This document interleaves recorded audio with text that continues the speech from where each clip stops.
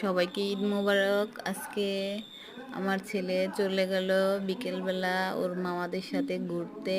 ঈদের দিন বিকেলটা ঘুরবে, তাই চলে গেল ওর আন্টিদের সাথে, ওর ছোট ভাইদের সাথে ঘোরাঘুরি করবে ওর মামাদের সাথে। তারপর আবার বাড়িতে ফিরে আসবে। সবাই ভালোভাবে ঈদ কাটান। ঈদ সবার জীবনে আনন্দ, সুখ, শান্তি নিয়ে আসুক। সবাই ভালো থাকেন। ঈদ মোবারক। তারপর পিয়াস আরও অনেক রাইডে উঠলো, ঘোরাঘুরি করলো। তারপর একটু হাঁটাহাঁটি করে কিছু খাওয়া দাওয়া করে তারপর চলে আসবে বাড়িতে।